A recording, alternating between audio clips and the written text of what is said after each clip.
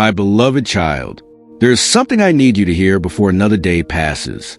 Before another night comes and finds you lying there in the quiet, whispering things about yourself that I have never once agreed with.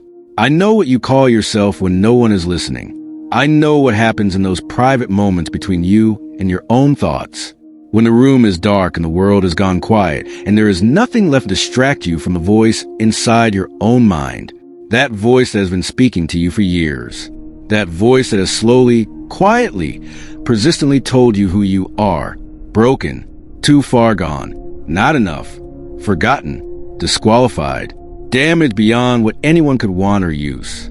My child, I need you to stop right where you are and hear me clearly. I never said any of that.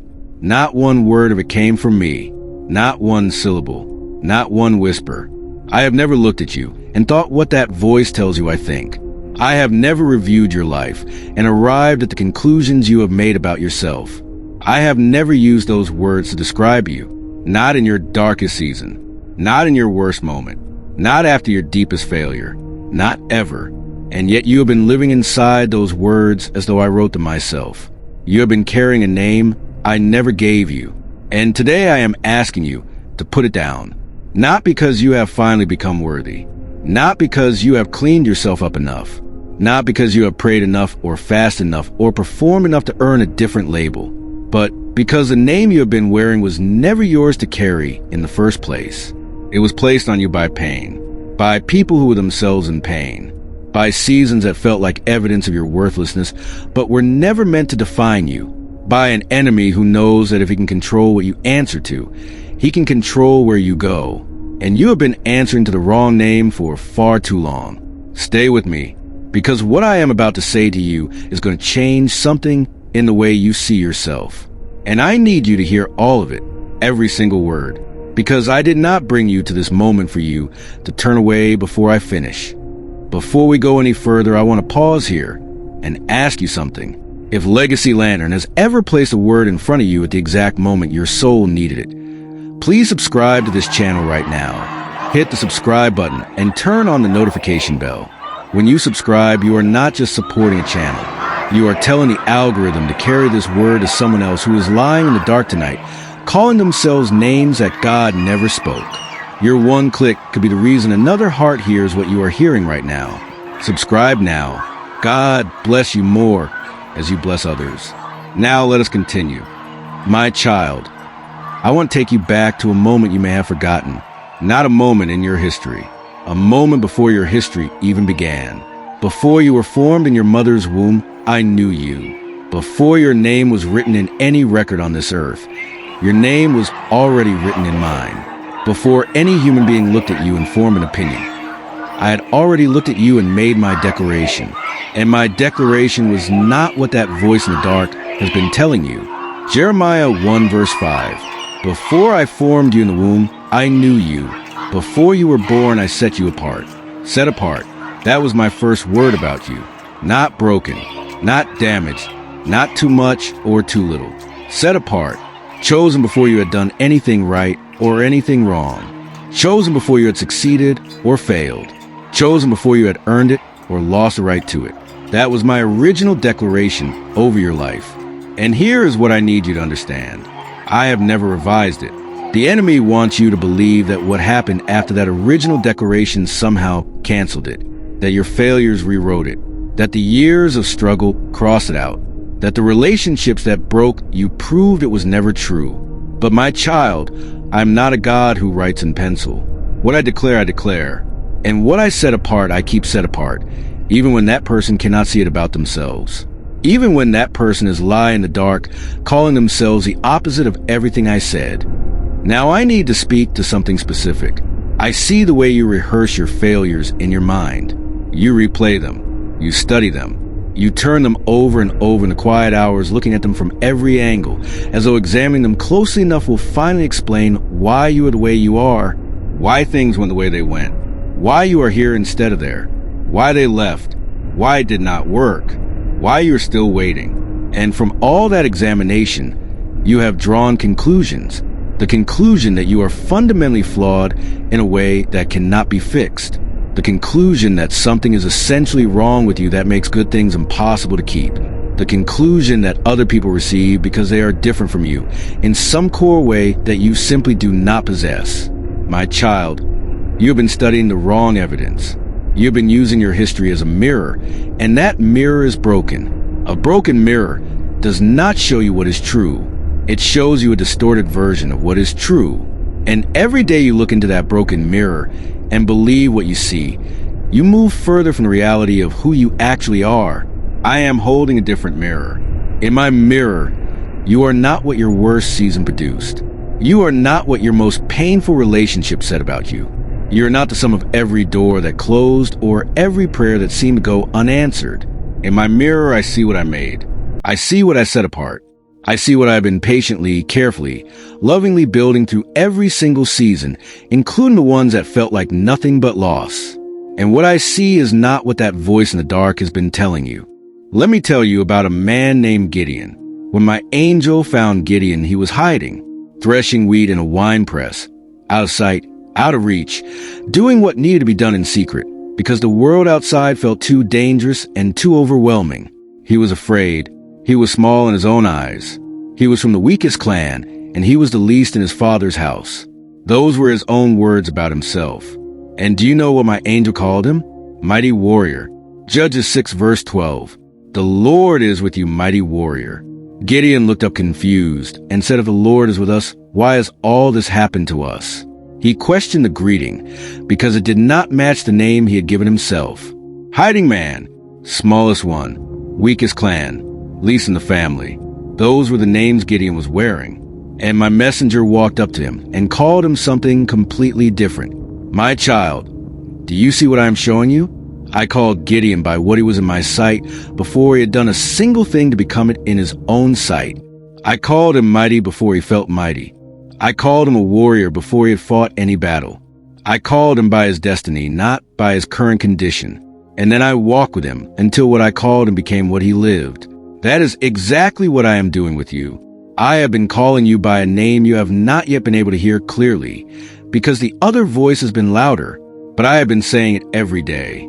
In every provision that came when you did not know how it would come, in every morning that arrived after a night you were not sure you would survive, in every moment of unexpected peace that settled over you when your circumstances gave you no reason to be at peace, I have been calling you chosen, covered, carried, mine, and I am calling you that still, today, right now, in this moment, regardless of what the voice in the dark has been saying.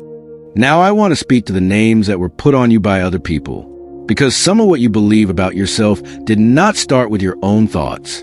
It started with someone else's words spoken over you in a moment when you were too young, too vulnerable, or too broken to defend yourself against them. Someone looked at you and said you would never amount to anything, and you were small enough to believe them. Someone walked away and the leaving itself felt like a verdict, like evidence that you were too difficult to stay for, too broken to love properly, too much trouble to be worth the effort.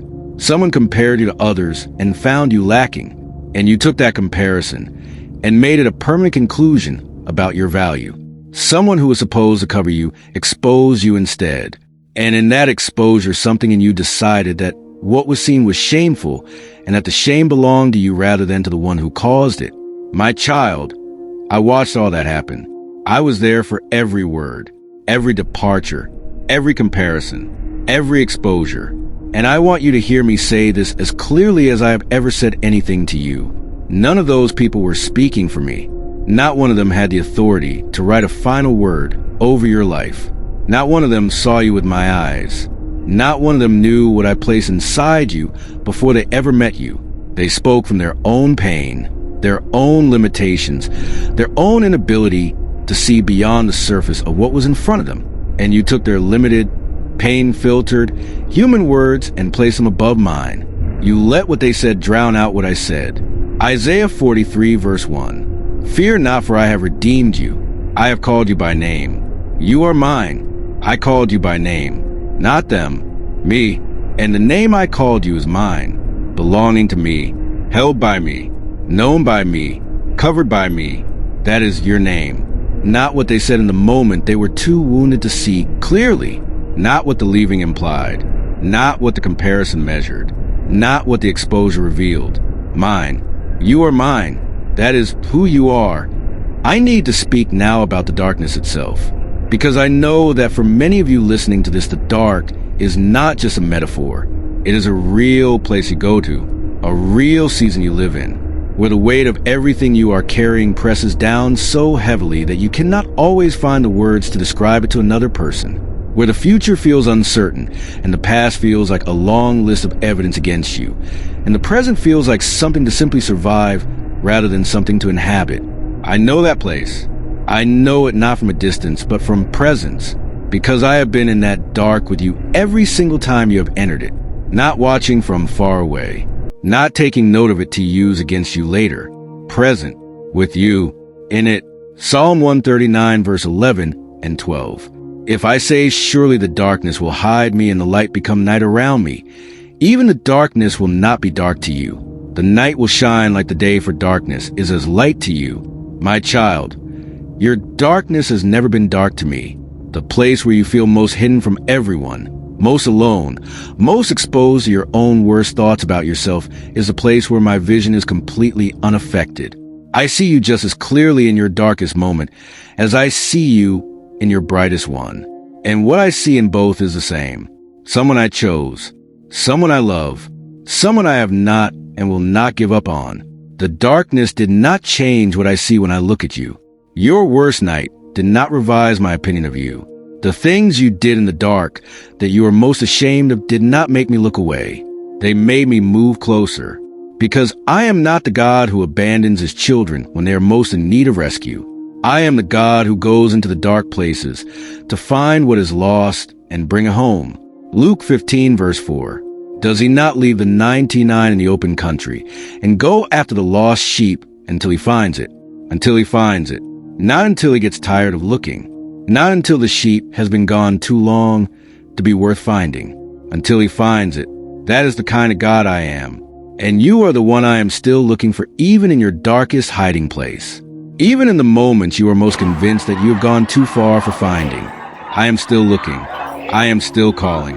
I am still coming.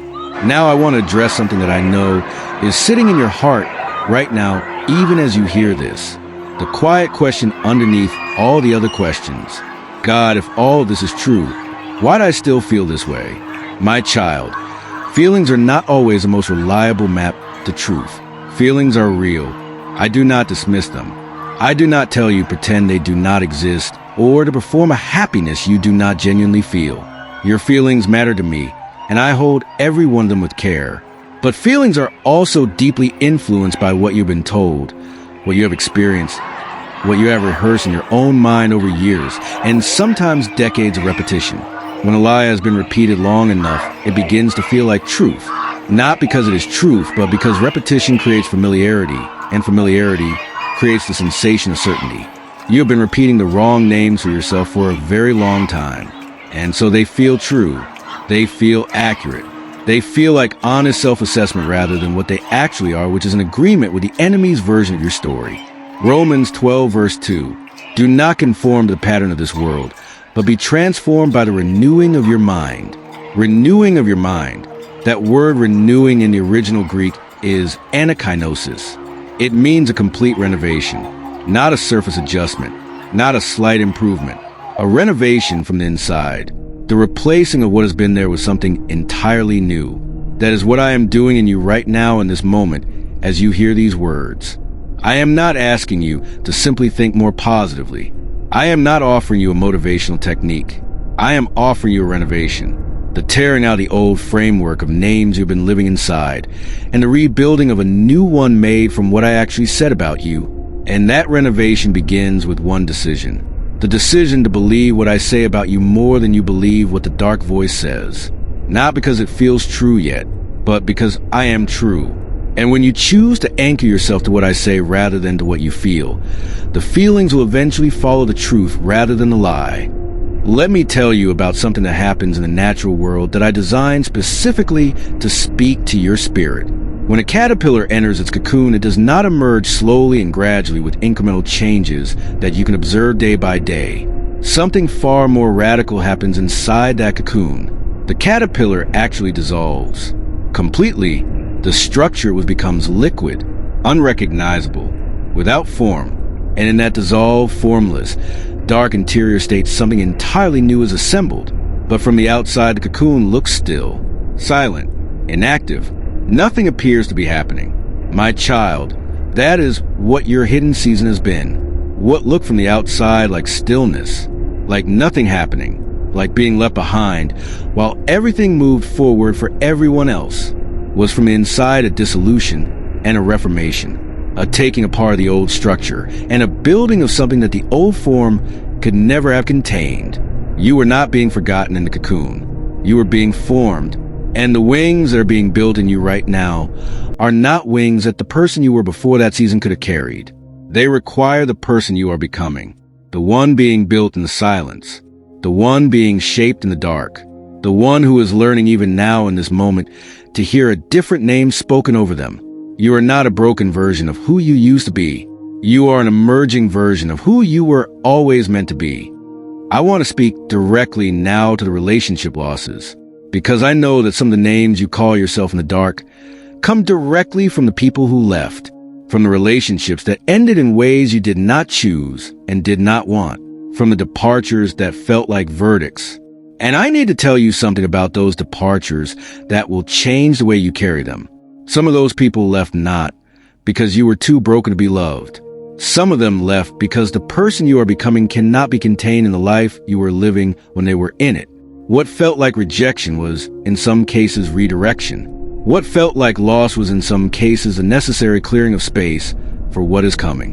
What felt like evidence that you are too difficult, too much, too broken to keep was, in some cases, the simple reality that they were not built for the road ahead of you. John 15, verse 2. Every branch in me that does not bear fruit, he takes away, and every branch that does bear fruit, he prunes, so that it may bear more fruit. He prunes the fruitful branch, not the dead one, the one that is bearing fruit. Pruning happens not to the failing branch, but to the growing one, because growth requires a removal of what is good in order to make room for what is greater. If you have been pruned, my child, it is because you are growing, not because you are dying. And the grief you feel over what was removed is real, and I hold it with you. But grief is not the final word. Grief is the honest acknowledgement of real loss. And on the other side of that honest grief is a discovery of what the pruning was preparing you to carry. Now, I want to speak to something that is perhaps the most important thing I will say in everything you are hearing today. I want to speak to what happens when you finally let go of the wrong name, when you stop answering the broken and start hearing chosen. When you stop living inside damaged and start inhabiting set apart. When you stop rehearsing disqualified and start receiving the truth that my gifts and calling are without repentance. That I do not take back what I gave you simply because the journey has been harder than either of you expected. Something shifts, not all at once, not in a single dramatic moment where everything changes overnight, but gradually, steadily, the way dawn comes. Not with a sudden explosion of light, but with a slow growing brightness that begins before you can even name it and builds until suddenly you realize the dark is gone. That is what begins to happen when you choose a different name. You begin to see your past differently, not as evidence of your fundamental failure, but as the necessary terrain of your formation. You begin to see your present differently, not as a verdict on your worth, but as a season in the hands of a God who wastes nothing. You begin to see your future differently. Not as something too good to be possible for someone like you, but as something already prepared and already coming toward you. Jeremiah 29, verse 11. For I know the plans I have for you, declares the Lord. Plans to prosper you and not to harm you. Plans to give you hope and a future. Plans to give you a future. Not to someone more worthy.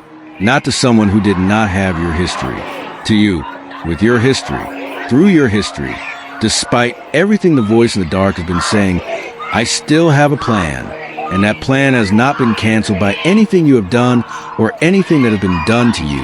It is still standing, it is still coming, and it is still yours. My child, I want to do something with you right now before we go any further. I want to ask you to do something that may feel uncomfortable, but I want you to do it anyway. I want you to release the name, not in a performance, not with great emotion, if the emotion is not there. Simply in the quiet honesty of this moment, I want you to acknowledge before me that you have been wearing a name I never gave you. And I want you to make a decision, however small, however fragile, to begin the process of laying it down. You do not have to feel it fully to choose it. You only have to be willing. And if even that willingness feels too large right now, then start smaller. Start with just this. Lord, I am open to hearing what you actually say about me. That is enough. That small opening is enough for me to begin, because I am not waiting for you to arrive at perfect belief before I step in. I am looking for the smallest honest movement toward me, and I will meet you there with everything I have. Before we reach the closing of what I want to say to you today, I need to pause and ask you once more, if Legacy Lantern has spoken something real in you today, subscribe to this channel right now if you have not already done so. Turn on the notification bell. Share this with one person who is calling themselves the wrong name in the dark tonight. You may not know who that person is, but God does. And when you share it, He will make sure it finds the right heart, like this video. Drop the word chosen in the comments below if today you are making a decision to begin answering to a different name. We read every single comment, and we are standing with you in prayer. God bless you more as you bless others. My beloved child, let me close with this. The name you call yourself in the dark matters enormously. Not because I love you more when you call yourself the right name. My love for you does not fluctuate based on your self-perception. I love you completely in your most confused, most broken, most mislabeled moment just as fully as I love you in your clearest, strongest, most aligned one. But the name you answer to determines the direction you walk. If you answer to broken, you will walk like someone who is broken. If you answer to forgotten, you will live like someone who is forgotten. If you answer to disqualified, you will carry yourself like someone who has no place at the table. But if you begin, even imperfectly, even with trembling, to answer chosen, to set apart, to mine, to loved, to carried, to covered, to not finish yet, you will begin to walk differently, carry yourself differently, make decisions differently, see your future differently, not because you have suddenly become someone else, but because you have finally begun to become who you always were. Psalm 139, verse 14. I praise you because I am fearfully and wonderfully made. Your works are wonderful. I know that full well. Fearfully and wonderfully made.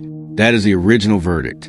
Before the pain spoke, before the people left, before the seasons came that felt like evidence against you, before the dark voice found its way into your private hours. The original verdict was fearfully and wonderfully made, and that verdict has never been overturned. Not by your worst failure, not by your longest waiting season, not by the departures that felt like verdicts, not by the silence that felt like absence, not by anything the voice in the dark has ever said about you in any of the private hours it has had access to your most vulnerable self. Fearfully and wonderfully made. That is still what I say. That is still what I see. That is still who you are. And today, right now, in this moment, I am asking you to begin the journey back to that truth. One small step, one honest opening, one decision to lay down the name that was never yours and pick up the one I have been holding out to you from before the foundation of the world. You are not what the dark said. You are what I said. And what I said was good. Come home to that truth, my beloved child.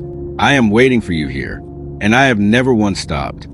Do not miss our next video on Legacy Lantern. Drop the word chosen in the comments right now.